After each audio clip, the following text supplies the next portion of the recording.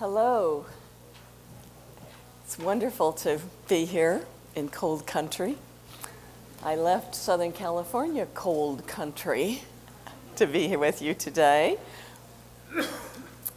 We've had temperatures down in the 30s there. We've had snow in Malibu, snow in Rancho Cucamonga, snow in Loma Linda, and we finally are out of the drought. Can you hear me okay? Do I need to do something here?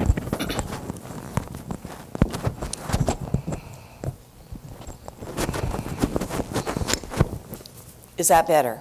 Yes. Okay, great. But Utah is where our family skied every spring break for many, many years. So to fly into Salt Lake City and not go to Alta and instead come to Logan was a bit of a challenge for me yesterday. But I must say the mountains are just glorious, and what a treat to be with you. We are so fortunate to be able to have a conference like this where we can update ourselves, learn about new technologies, learn all kinds of exciting new things. I picked up a few new things today already with you. What I'm going to be sharing with you is really not new. It's really old stuff, but it's stuff that we tend to forget.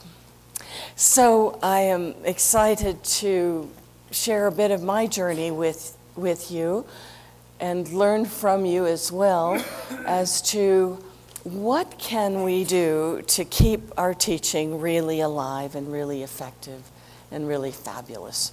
And I'd like to start by asking you to think for a moment about the question that's up on the board. And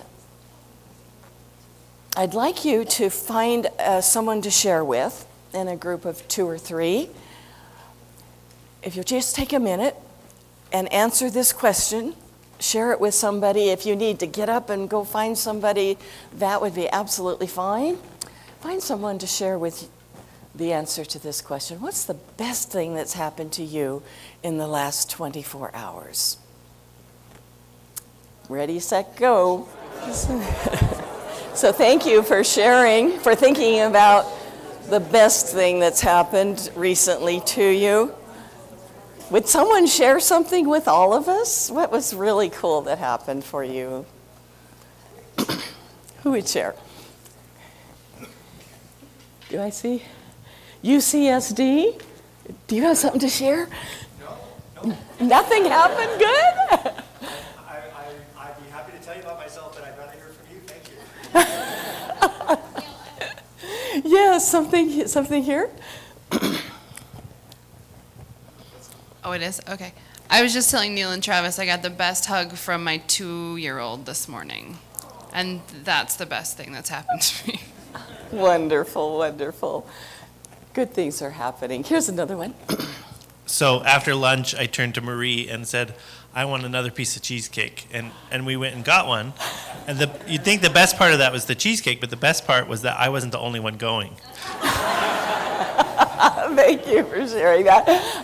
I enjoyed that cheesecake too. It was awfully good, wasn't it? We're going to spend a little time together looking at these objectives, and I'd like you to take a look at them and see if they sound like they might be of value or helpful to you. I've taken them from the book, hitting pause, and trying to hit a few things from the book that might be fun to share. I know a number of our faculty members have already read that book and are already experiencing a number of pauses. Does this look okay to you? Does this look like objectives that we can do? You should all have a handout, and we're going to be working with that handout. There'll be some activities and things on the handout. And so you'll see a little blank there on the handout that says, what objective would you like to complete? Would you just take a moment, if you've got a pen or pencil, and jot down on the handout in that little box what you'd like us to do during our time together. And perhaps we'll want to modify these objectives a bit based on what would be most helpful to you. Yes?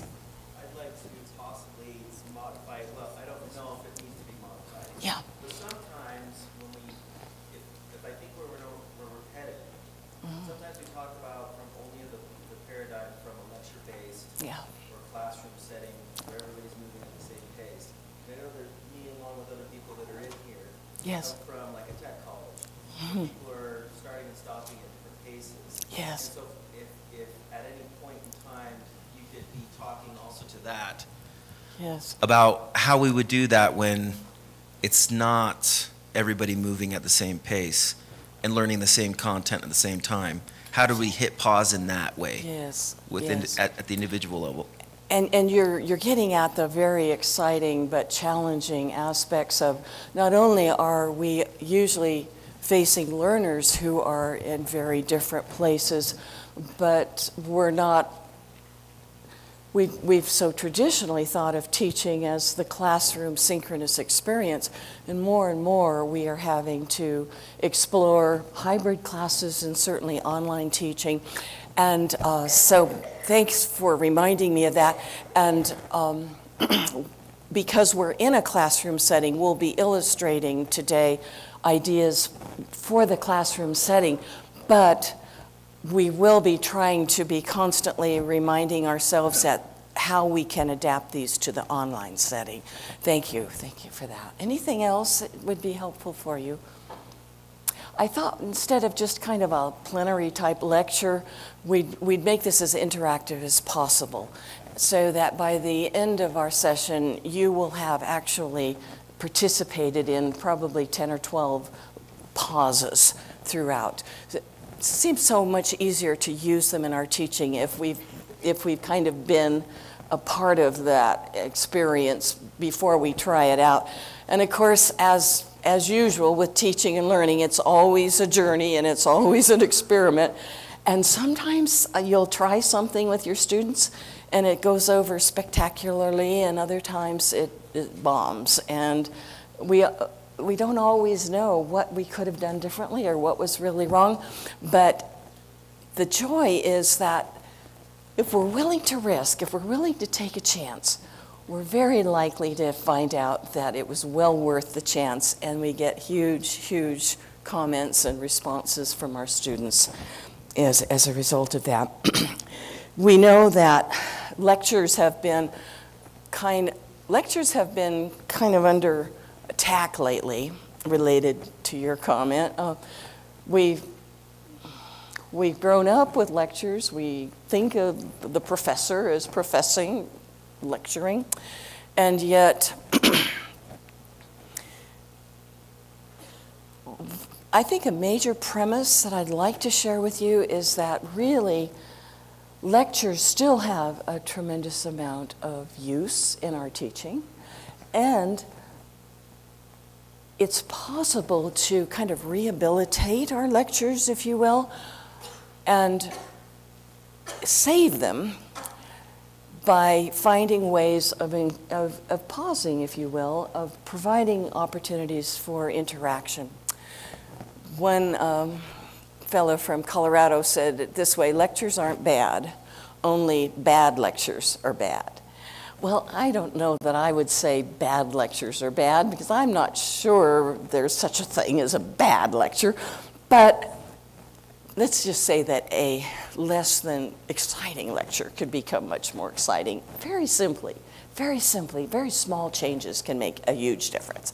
So what can we, what can we do to save our lectures, to not have to put ourselves through total change and all of that? What can we do with the good stuff that we have, that we want to provide for our students, and with small changes really make a difference? So we're going to start off with a pause that I'm calling trivia. And for this pause, I will need you to stand up, if you will, and clump yourself into a group of approximately 3 or 4. So if you would move, if you can. You won't need your books or stuff for this, so you can leave your stuff.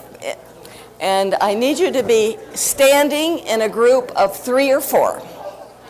Okay, is everybody in a group? Have you got a group? Can I get one hand up in the air from each group? And I promise you won't be sorry you did this. I got a hand. Keep it up, please. Well, you got a hand everywhere? Okay. Now, the person with the hand up, would you put your hand on the shoulder of someone in your group and repeat after me? Congratulations. You are our group leader. Okay. Okay. Now let me see the group leader hands. Where are the group leaders? Okay, every group has a leader. Okay. Now, leaders, your job is going to be really easy. All you're going to have to do is report your group's decision about trivia, okay? So we'll get one hand up for each group regarding the trivia questions. And here's our first trivia question. We know that there's quite a bit in the literature lately about the relationship between positive mood and learning. Fascinating studies coming out. Sean Aker tells us, he's a Harvard psych professor, that doctors in a positive mood show much more intelligence and creativity in their work, and they also can make an accurate diagnosis how much faster than if they're not in a positive mood. Be ready to vote for A, B, C, or D. Team, put your heads together. Okay, are you ready? Have you made your decision? Okay, team leaders, raise your hand if your team chose A. Raise your hand if your team chose B, C, and D. Okay, so it's kind of a toss-up between C and D. Well, you can give yourselves a hand because you were really close. And some of you were right on, 19%. Just a couple of things for you.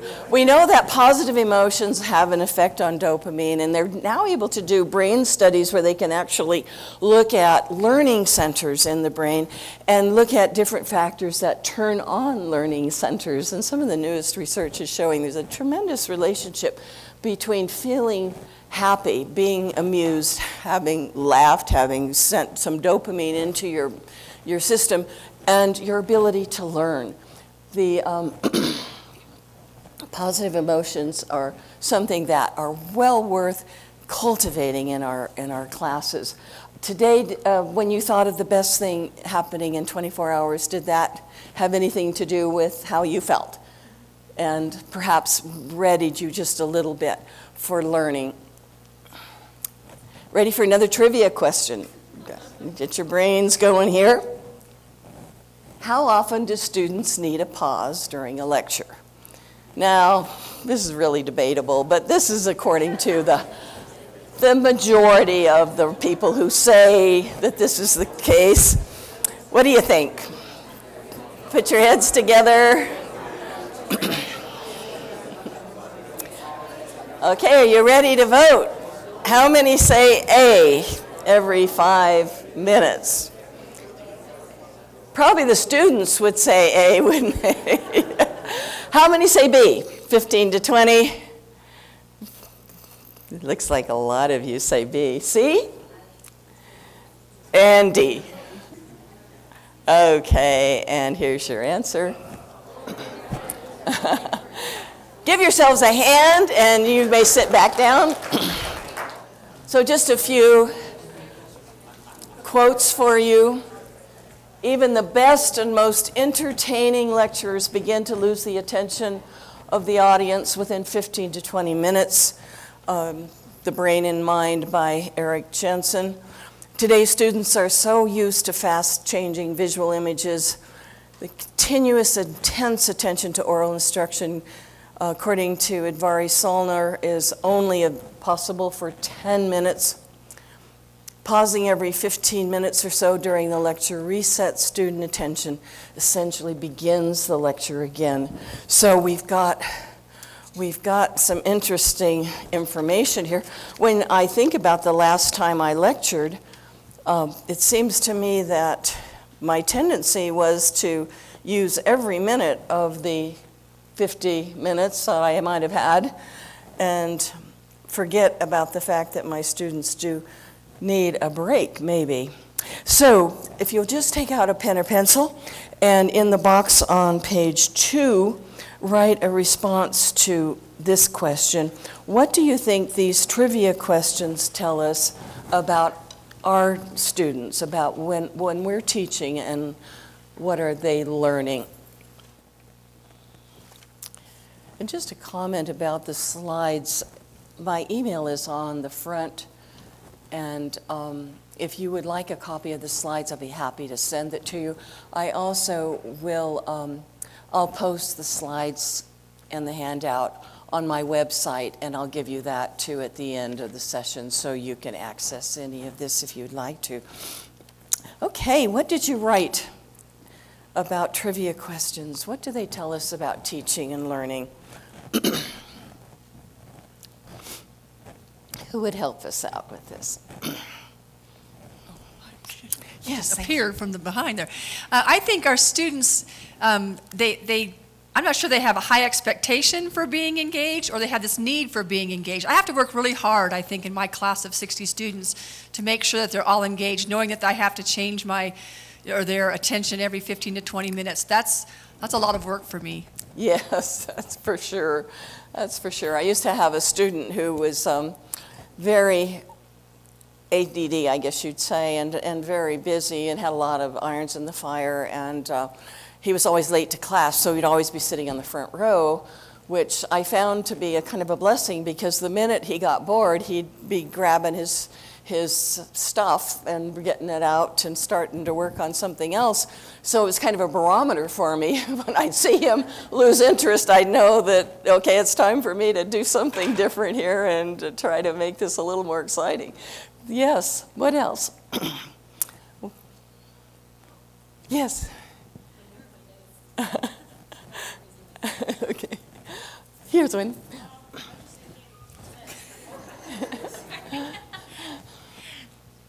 My first thought was that there's something rather simple that we can do to improve our teaching really quickly. Yeah, great. Something kind of easy. Thanks.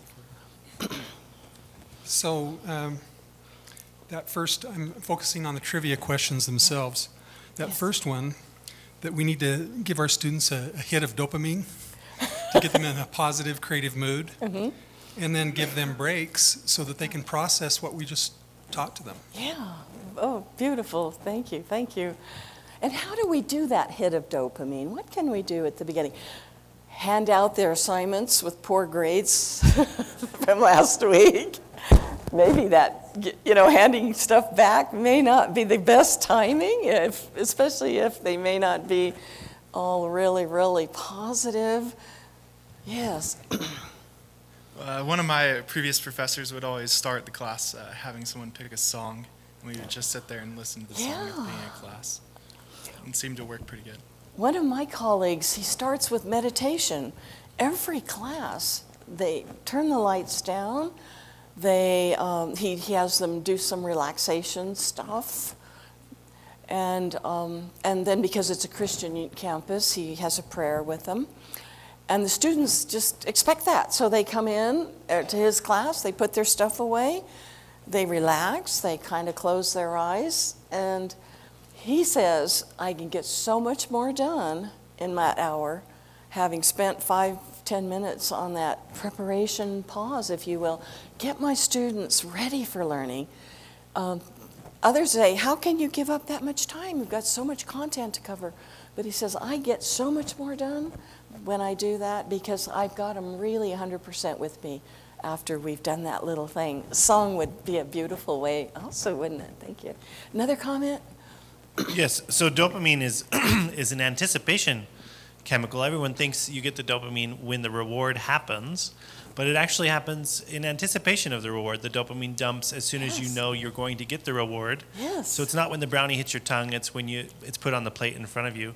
And so I usually try to bring in, if I'm going to do manipulatives or something, a group activity, and really very animatedly plop it down on the table and get it ready, and then just let it sit there. Yeah. And so that the students That can say, curiosity and that something's going to happen. I don't know anticipation. what it is, but it's going to be great, right? Oh, that's fabulous. Number of things. Sometimes when I do trivia, if I have a little more time, I'll put the answers on envelopes underneath somebody's chair. It's amazing how much they love to have to reach under their chair and hope to find an envelope under their chair. You know, it gets them anticipating and increases that. Sometimes I have faculty who'll bring a bag, a brown bag. They bring it into the classroom and set it on the table. And like you say, just leave it there. The students, what's in that bag? What is it? And it can be just anything. I tell a story in the book about teaching a breastfeeding class, and I had a golf ball in the bag. And so I had one of the gentlemen in my class come up and see what's in the bag, and he pulls this golf ball out, and he says, now what does this have to do with breastfeeding? And he says, well, I know what it has to do with breastfeeding. It means I'll never get to the golf course again now that we have this new baby on the way, and I'm going to be full-time helping my wife with the new baby. But I said, well, that may be the case. We hope not. But really, a golf ball is the size of a newborn baby's tummy. So when you worry that you haven't given that baby enough food, remember how tiny a little newborn baby's tummy is. And so, you know, it was a wonderful example. They never forgot. Something new mothers often need to know, because we do worry a lot that we're not giving our babies, and especially when it's breast milk and you can't see how much went down or was taken. So yes, great ideas. Things we can do to increase dopamine, to increase a spirit and a sense, and just getting people talking to each other. So makes them feel a little bit more like they have a community. And that they're in together. Well, the two basic principles that we're about, and so beautifully summarized by Mitchell and the others in this area, short teaching is better than long teaching, and engaged learning and active learning is gonna beat passive learning. So. Certainly, learning without engagement is deadly. And I think I have a place for you to write that word in there, the middle of page 2. Learning without engagement is deadly. And we see this in our students all the time, don't we? My son was a student in the PA program at Loma Linda, and one day he said to the student sitting next to him, I want you to watch the teacher and see if he doesn't change how he's teaching. And so the student sitting next to Jonathan started to notice the teacher did change. All of a sudden, he's standing in front of Jonathan and this other student, and he's really animated, and he's excited, and his voice gets louder, and he's much more. And afterwards, he says, Jonathan, what did you do to make that change? And Jonathan said, well, I just started nodding and looking at him and looking at his face and agreeing with him. And I got such a kick out of that story because that's so unusual for us to get that. We don't see that much. We see these blank stares. We see these students looking down at their phones on their laps and trying to hide them from us. But we don't get much feedback from our students, do we? And so it's a good illustration of the fact that we want to find ways of engaging them and keeping them involved. We're told that timing is everything, and that a comedian can keep the attention for a long time often because they can speed up and slow down. They can get louder, get softer, that they can work with the rhythms of the room, if you will. And in a sense, I think it's helpful to think of our teaching and our ability to chunk information and to break it up into segments with pauses is kind of working with the rhythms of learning, a little like waves. You know, sometimes we talk about learning coming like a fire hose. And I think if big waves like this were constant, we would never be able to take much of them, would we? But when they come and then they ease and they ebb away and then they come again, it makes it a more manageable thing for our students to do. I'd like to give you a little activity now. Starts in the middle of page 2. And again, you'll want to put your heads together with your team. Would you do this? Would you see if you can, in just a couple of minutes, read through the story about the RUHL study and fill in those blanks. At the beginning, the box above, right in the middle of the page, activity, working with partners, fill in the blanks, select from these options, and so you'll use the number 3 twice, you'll use the number 2 twice, you'll use 15, 20, and 4 other words there. See if you can fill those in working together. Okay, it looks like most of you found all of those blanks. Let me just tell you a little secret. On page 6 of your handout, you'll see the answers in the correct order. But for now, I'd like to just hit on a couple of highlights because our time is so limited. But basically, when they did this study, they had these 2 different groups, and they had one group that had the pauses, and they had the other group that had no pauses. And the teachers were pretty upset about being part of this study because they said it's unfair to be giving the same test to both classes when this class has had, what, 9 minutes less lecturing than this minute every day. You know, they had less content that was covered. And they were almost thinking, depending on the results, we may have to just abort these grades as affecting these students. This was a study done at Stanford. Well, anyway, when they got to the end, however, it was exactly the opposite of what the teachers expected.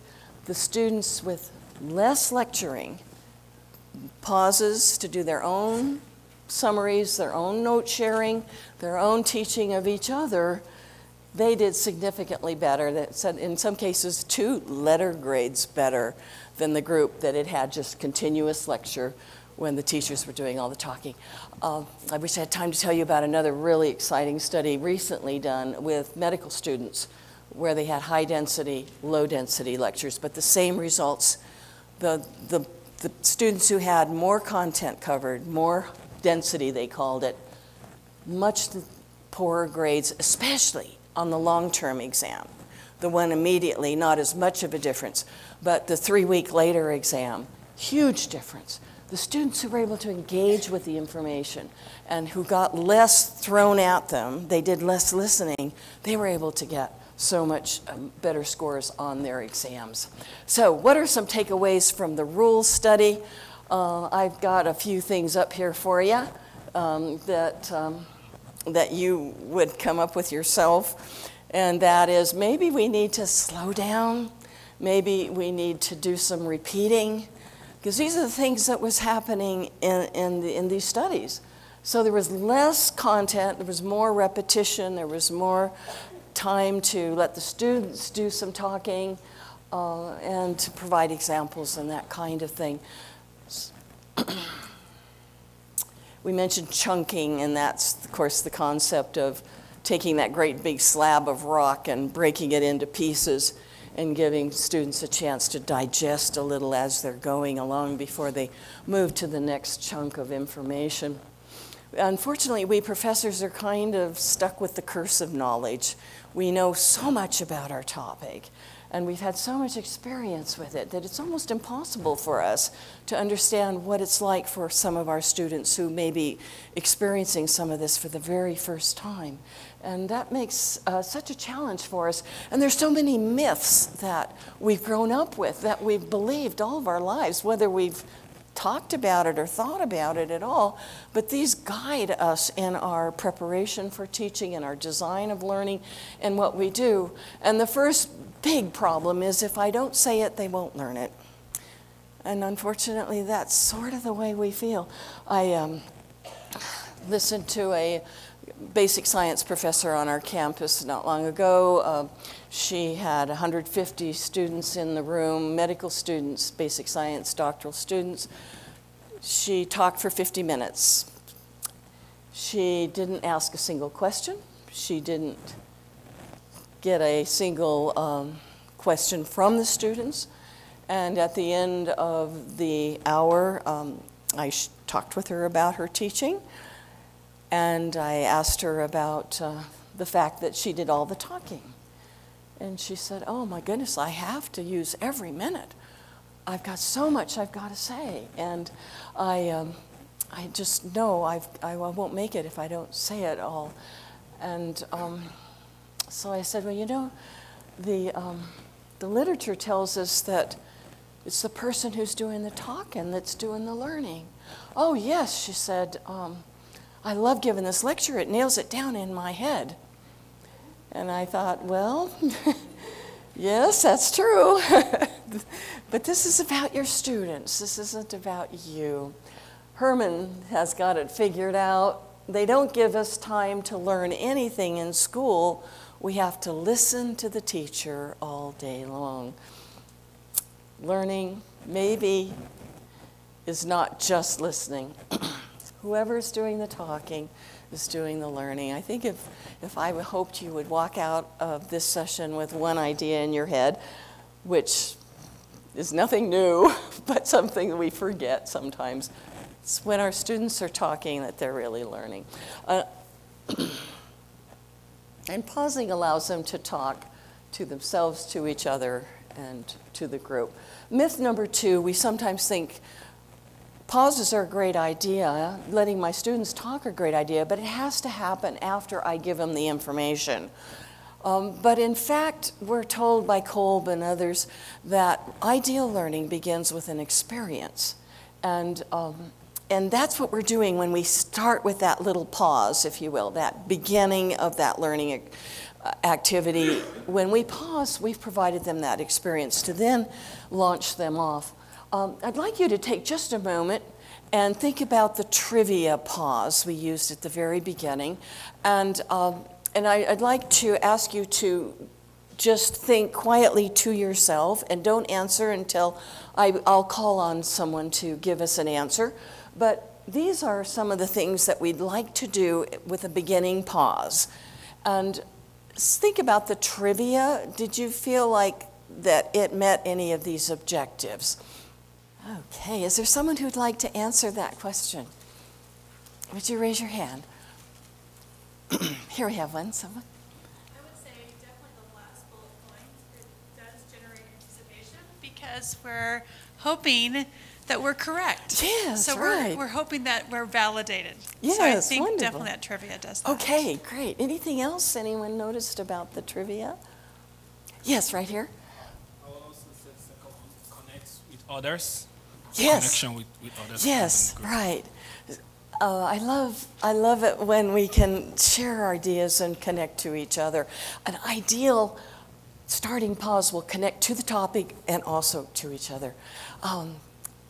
Other things too, but we're gonna try to hit just a couple more ideas before we run out of time. And myth number 3 is we sometimes think that we're pouring our information into our students. And the huge reason for mid-pauses is to break that overflow, that cognitive overload that our students are experiencing. We've done 3 mid-pauses. We did the think, pair, share. That was what we did when we shared with someone the best thing that happened. We did the short write, where you wrote a response to a question. And we just now did a 3rd one called a pause procedure. So those are easy things that we can do. Oh, I didn't know that was going to come in like that.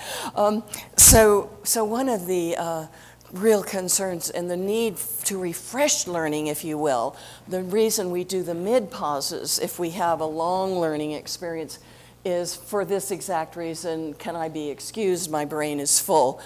But if we allow our students to drink from that glass, if you will, then then we can kind of empty out some of that overflow and refresh them so they're ready to do some more.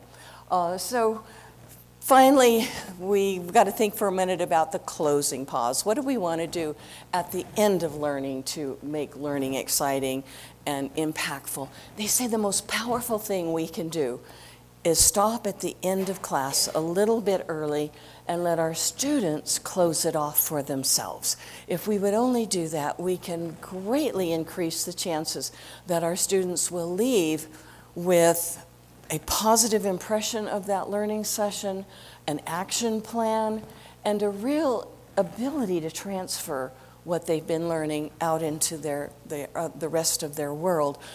It's such a powerful thing, and the kinds of things we want to have happen is we want our students to summarize. I think there's a blank for the word student there.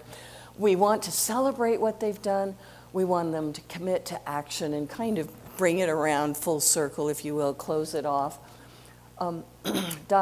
James Lang, probably many of you know this wonderful book that's been out a couple years now, Small Teaching. He says, providing students with opportunities to look back during the last 5 minutes of class is a wonderful and powerful thing to do, something we really should be thinking about. So it must be the learner who does the summarizing. We want it to be celebratory. We want them to leave feeling like, wow, we did a good job, that we're going to have action. And what's in it for us? Why should we bother to do these pauses? We already have our great lectures. We have our stuff ready to go. We're experts in our fields. But here's some of the comments that faculty have shared with me after trying to incorporate some pauses into their. One instructor said, I got my first clapping close. I never heard of a standing ovation as a clapping close, but that's what she said. First clapping close after 10 years of teaching. One said, teaching's fun again. One said, I'd send you a copy of my course evaluations, but they glow in the dark. How often do we say that? Not too often. And my students are doing better on their exams. If we're increasing the learning with making small changes in our teaching, how exciting is that? Finally, would you think for a moment about our closing pause for this session? Why are you glad you were here today? And would you share it with someone sitting close to you? So why are you glad you were here today? Who would share something with us?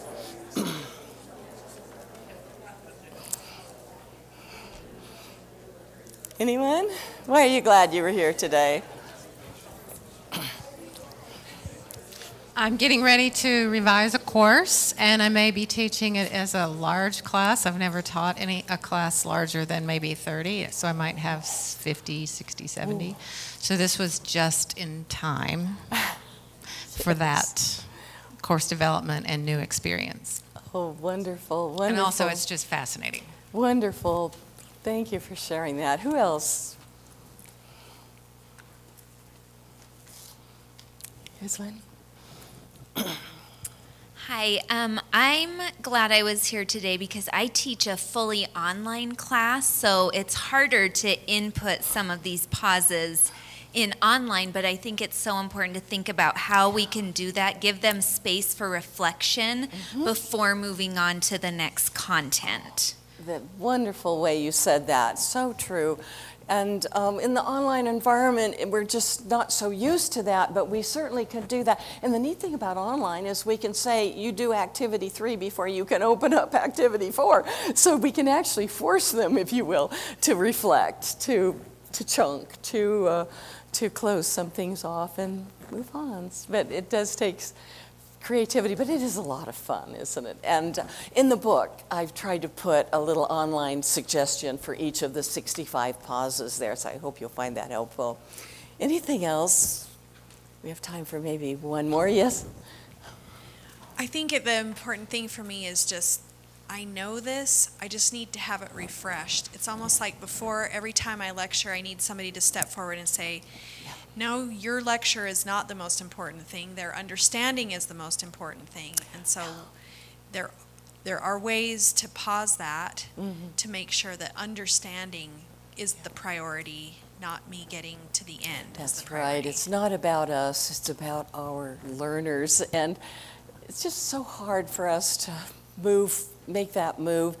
And it's so easy for us to fall back into our old ways of doing things. So often we just realize that we are out of time. We haven't said everything we'd hoped to say, and we don't have time for those closing pauses. Those closing pauses are so powerful. When we give our students a chance to close it off for themselves, to say, what did I learn? What do I value about what I learned? What am I going to do with this? Where am I going to go next with this? And the psychologists tell us that if we get them speaking and writing these things, we multiply by quite a factor, perhaps a factor of even as much as 6 times more likely these things will actually happen.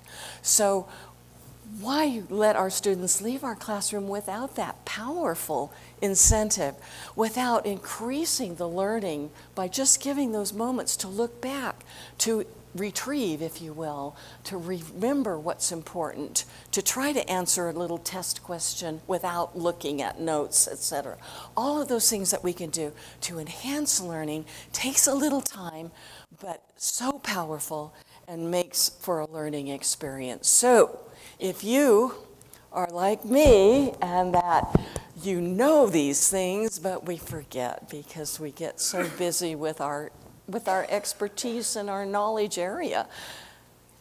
And our students may be feeling a little bit like this. But it can be just little simple changes, little pauses where we let our students do some of the talking, and we'll get this kind of a result instead. Thank you very much.